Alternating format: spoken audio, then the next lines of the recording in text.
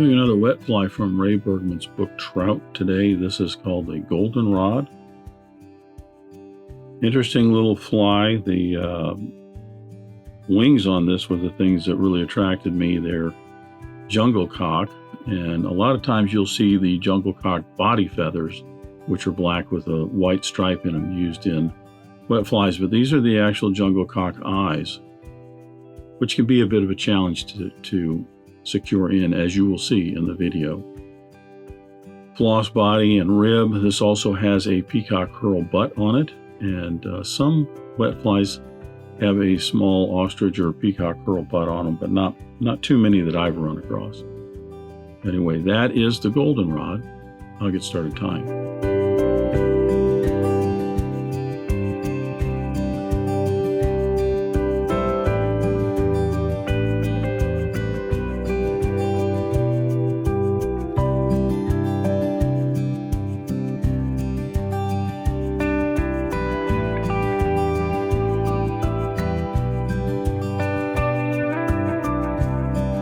So I'm going to start the goldenrod by placing my hook in the vise. This is a Mustad 3399 and a size 6. It's just a standard wet fly hook. I'm going to debarb the hook and then attach my thread. The body on the goldenrod is a orange floss, so I'm starting out with a white floss. I don't want to darken that orange in the water. So this is a Danville 70 denier in white. And attach that about an eye length behind the eye of the hook.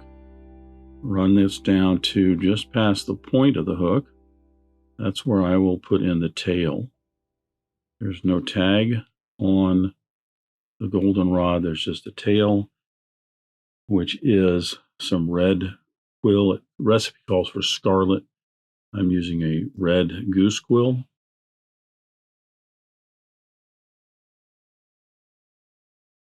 You're going to cut out about 4, maybe 5 barbs off of that. First, I want to get the tips evened up. Then I'm going to look at them side by side. And the one on my side has an extra barb on there, maybe 2, but I'm going to take out 1.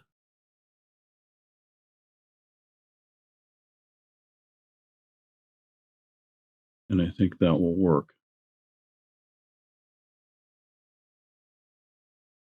I'll tie these in so they're about a shank length long, a little bit longer.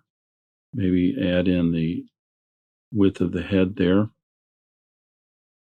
Securing these in right on top of the hook shank. I'm going to keep wrapping rearward to the end of the body.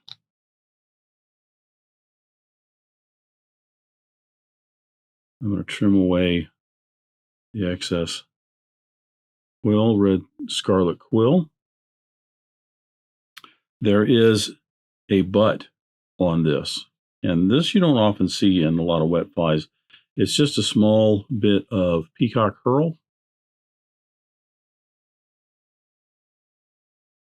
I'm going to go ahead and select a feather, and probably about halfway down that feather, I'm just going to cut it in half. I only need 2 or 3, maybe 3 or 4 wraps of this. I'm going to tie that tip in, put a little wax on my thread,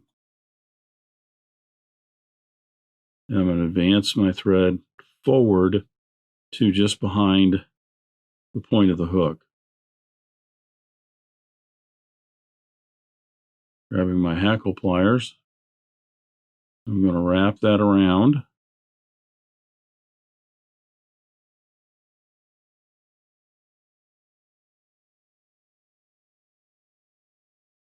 And bring that peacock herl up to where my thread is at. Got to be careful when you're doing this. You could advance your thread if you wanted to up out of the way like this. A little easier to get around the point of the hook then. You got to be careful. If you're not careful, you're going to clip that peacock herl around the point of the hook. Then I'm going to secure that herl in and trim away the excess. Now I'm going to put a little bit more wax on my thread here. What I have found is that this red Scarlet is enough to darken up the orange floss body. So I am going to, at this point, run my thread forward and get a base layer of thread up to the end of the body and then back down to tie in the rib and the floss body. This will just help that floss to keep its color a little bit better.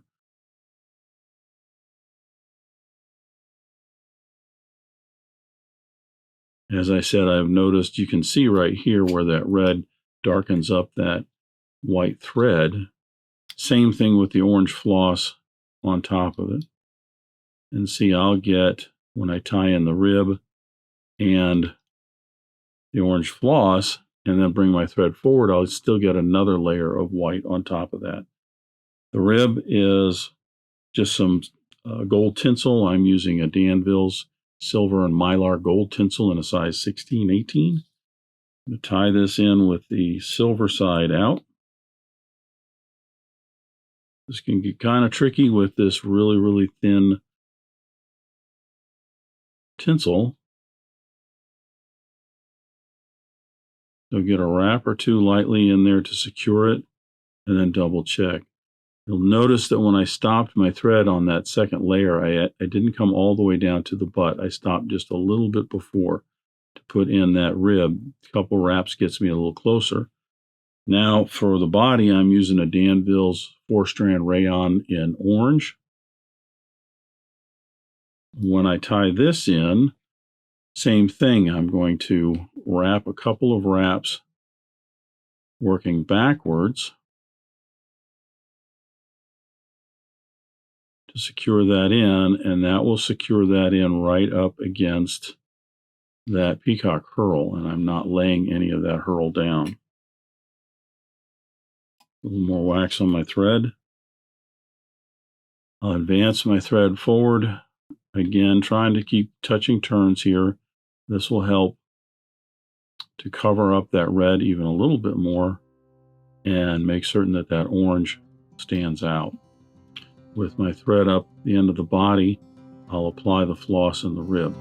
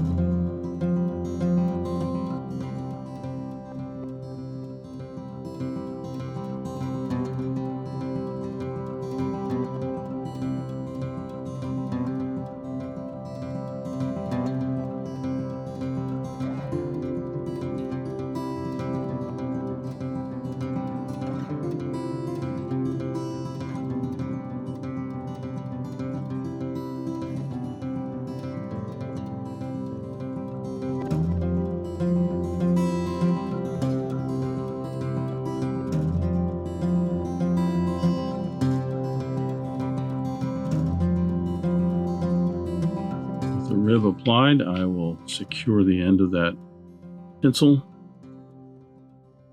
trim away the excess. Bringing my thread forward, I'm going to change over to my finishing thread. I'm using a black. This is a Danville 70 denier in black.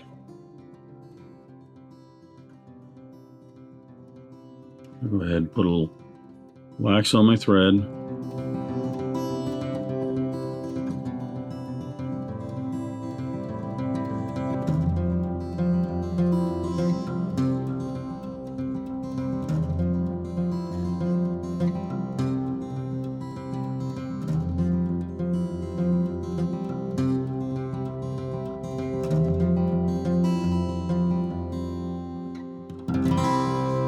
Thread back at the end of the head space. I'm going to put in my throat.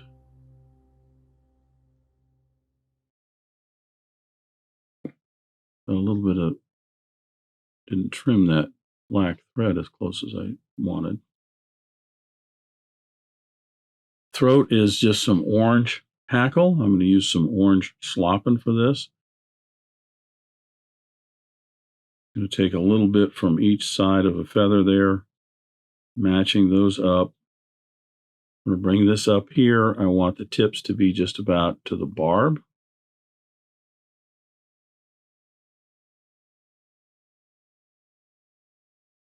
Pinch and loop under there secures that in.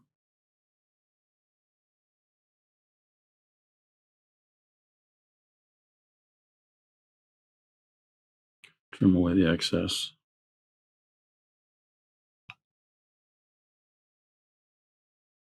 I'm going to tie those down and smooth this area up for the wing. The wing is just jungle cock eyes. Just kind of interesting. Sometimes you'll often see on wet flies a cheek of jungle cock, a small eye that's tied in, but these are the whole, a larger eye that's tied in as the wing. What I like to do, these can be kind of difficult because the rachis on these things aren't circular, they're actually kind of a triangular shape, and they tend to rock on you as you tie these in. I'm going to get those two feathers concave side together. As you can see here, flip that over. I've got the concave sides together, matching those tips up. I'm going to tie these in. I want the end of it to be about halfway down the tail. That puts me right about at the base of this little white piece on there. So with that held together, I'm going to strip back some of these barbs out of the way. I want to try and leave some of those. That's going to help me tie that in. That's a little bit long. We'll take a few more out.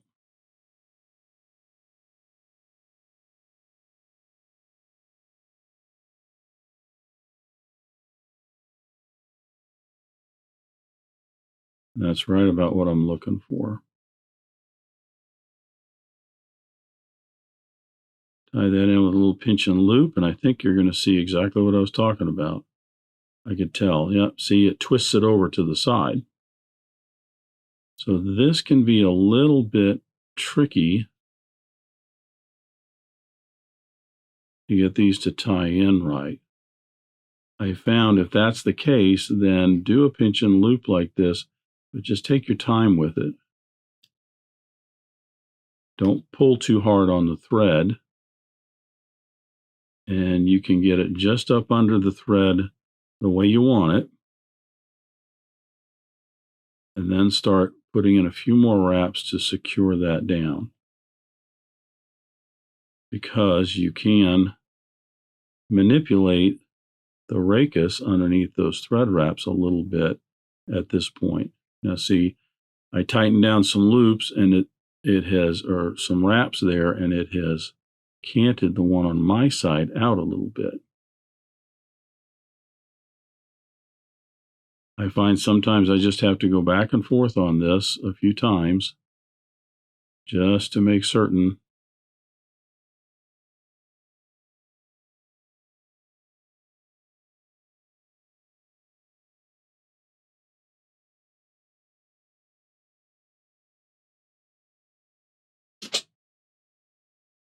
Don't be afraid to unwrap the whole thing.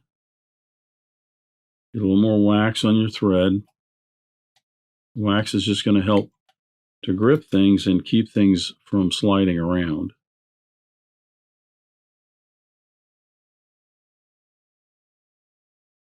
And we'll give it another go.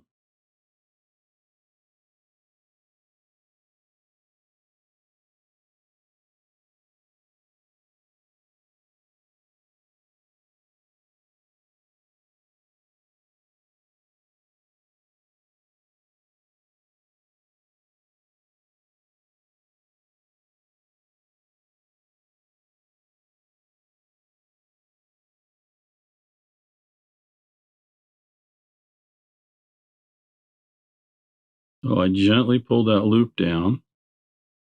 I've got 3 wraps over that. I can move this a little bit up here.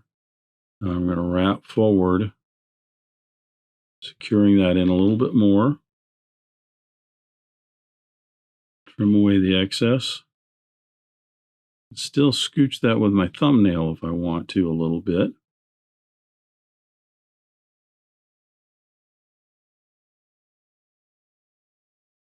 Kicking out to my side a little bit.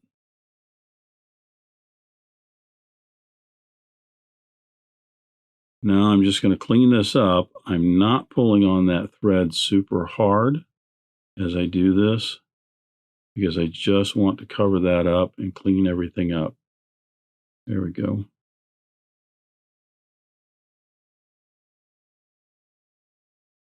Still, it has kind of bent out just a little bit.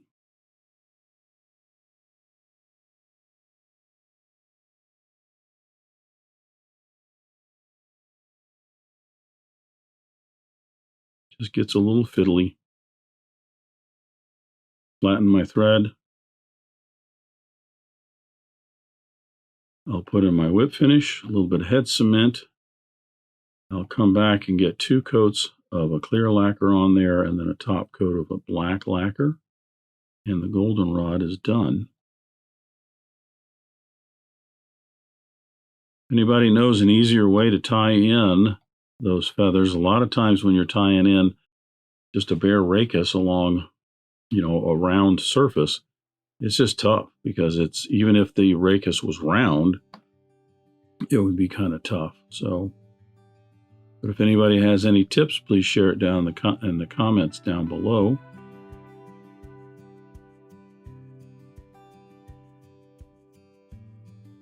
Try and get those evened up just a tad.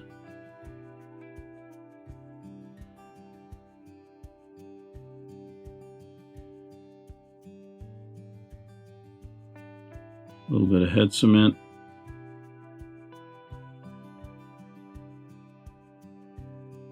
I'd be curious, a fly like this, if you're actually fishing it, if this did get kind of whacked off to the side or something, if it would cause your fly to spin in the air, or how it would swim. Kind of interesting looking fly. Interesting wing, let's put it that way. So that's the goldenrod. Thanks for watching today. Thank you for joining me at the Vise today. I hope you learned a new pattern, at least a tip or trick here and there. If you'd like to help Dress Irons, you can like, comment, share, subscribe, all those wonderful things for the video. You can also head out to dressedirons.com, where you can buy flies, tools, stickers, and merch, or you can join a growing community over on Locals at the Dressed Irons Fly Tying Guild. You can also donate to Dressed Irons if you want through the link at the bottom of the description. I thank everybody for their ongoing support, as it really does help the creation of these videos. But what's important is to remember, only fly tying. If you're not having fun, you're doing it wrong.